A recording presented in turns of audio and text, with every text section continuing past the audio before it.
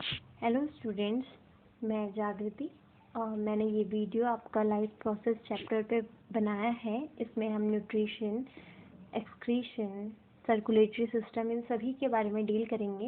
ये chapter specially 10th class के students के लिए है। इस उम्मीद के साथ मैं आपको ये पढ़ा रही हूँ कि आपको समझ में आए। ये मैं अपने सेल्फ नोट्स के थ्रू आपको समझाऊंगी। ओके, और अगर आपको अच्छा लगे तो आप अपने फ्रेंड्स के साथ इसे शेयर करें और लाइक ज़रूर करें। ठीक है, तो हम आगे पढ़ना शुरू करते हैं। सबसे पहले हम पता करेंगे कि न्यूट्रिशन क्या होता है। सिंपली अगर मैं आपको बोलूं कि न्यूट्रिशन क्या है, तो न्यूट्रिशन मीन्स आप खाने का इंटेक किस तरीके से कर रहे हैं और उस खाने का यूज़ ग्रोथ में, मेटाबॉलिज्म में और अपनी बॉडी के रिपेयरमेंट में किस तरीके से कर रहे हैं, that is nutrition. Okay, nutrition के सेवरल स्टेजेस होते हैं। सबसे पहला आता है आपका इंजेशन।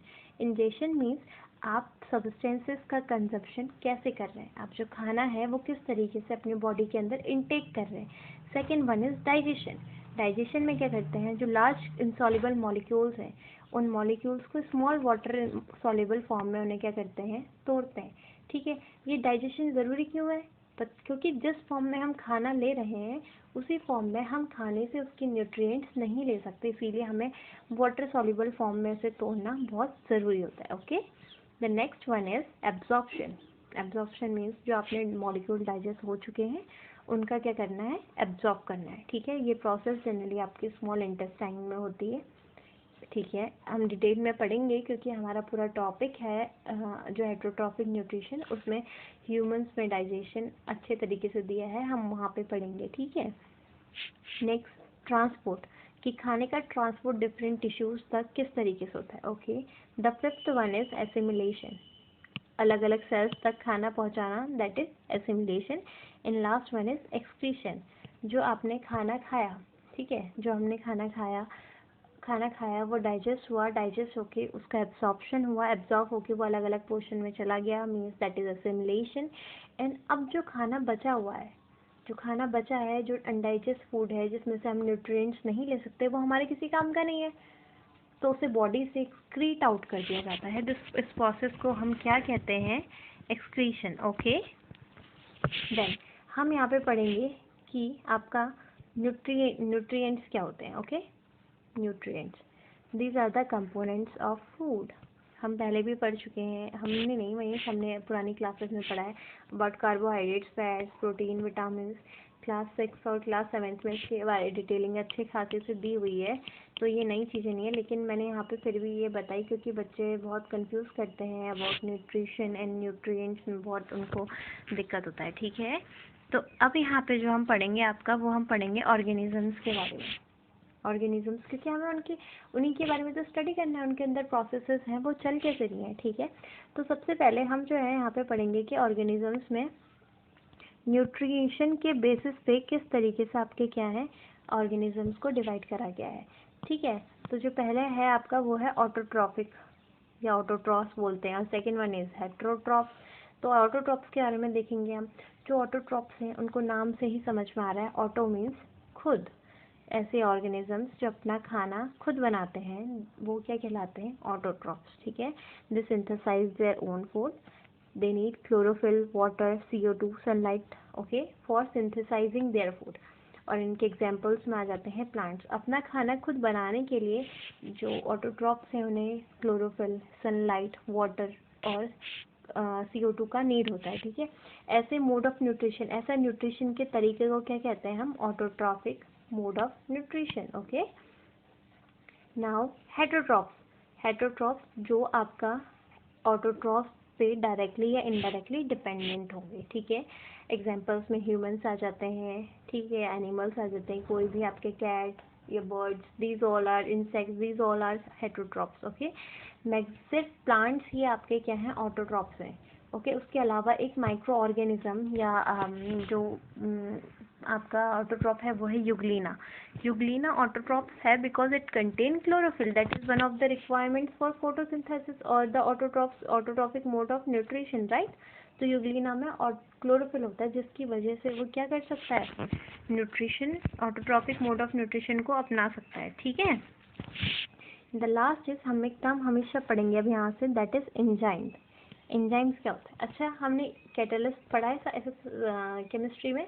कैटलिस्ट क्या होते हैं? कोई भी ऐसे मॉलिक्यूल्स जो रेट ऑफ रिएक्शन को इन्हांस कर देते हैं, बिना उसमें पार्टिसिपेट तो करते हैं लेकिन उसके प्रोडक्ट फॉर्मेशन में हेल्प नहीं करते, मतलब अपना टूट कर बाहर नहीं आते हैं। ठीक है, जैसे मान लीजिए यहाँ पे एक मॉलिक्यूल है, okay, this is the molecule, ये टूट के बन गया है छोटे छोटे छोटे छोटे मॉलिक्यूल्स में, और इसकी हेल्प करी है यहाँ पे किसी कैटलिस्ट ने, टेस्ट कैटलिस्ट।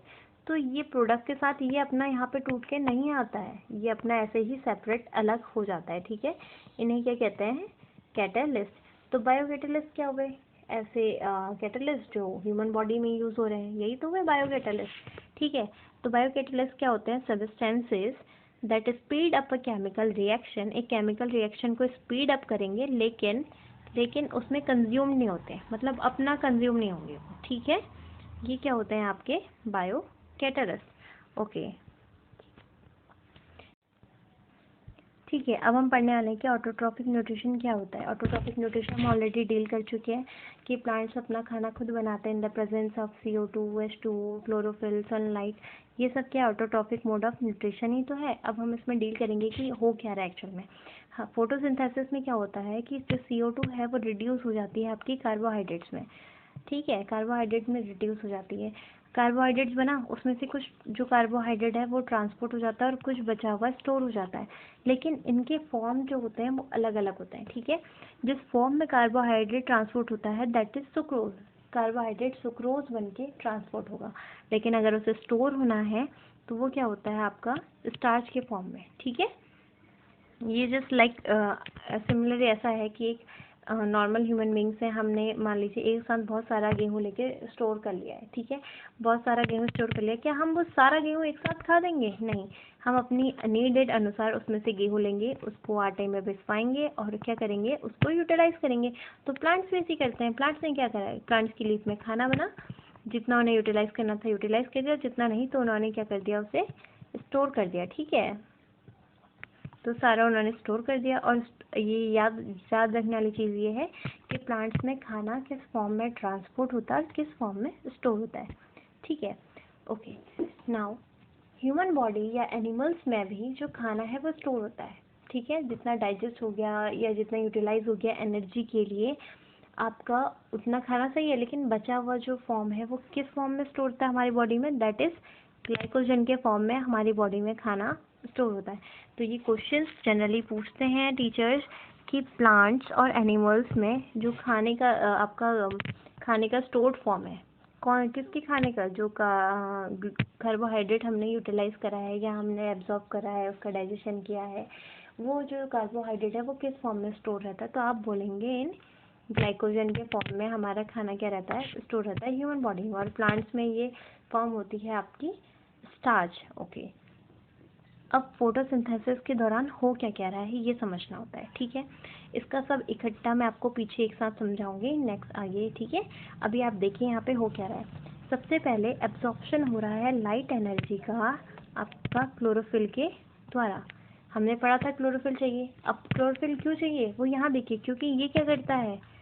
लाइट एनर्जी को क्या कर लेता है? एब्जॉर्ब। लाइट एनर्जी कौन सी? सन की। सब जो सन से लाइट आ रही है उसका एब्जॉर्प्शन कौन करता है? Chlorophyll. Okay, now second step में क्या होता है? वो जो लाइट एनर्जी है दैट इज सनलाइट से जो एनर्जी मिली है उसको केमिकल एनर्जी में क्या कर दिया जाता है? तोड़ दिया जाता है। ठीक है, और वाटर मॉलिक्यूल्स का रिडक्शन हो जाता है, वाटर मॉलिक्यूल टूट जाते हैं H+ और O2 में। अब ये क्वेश्चन अराइज होता है कि जो ऑक्सीजन हमें प्लांट से मिलती है, हम ऑक्सीजन लेते हैं, ठीक है, तो वो जो O2 हमें प्लांट से मिलती है वो O2 किसके थ्रू मिलती है? मतलब किसके टूटने से?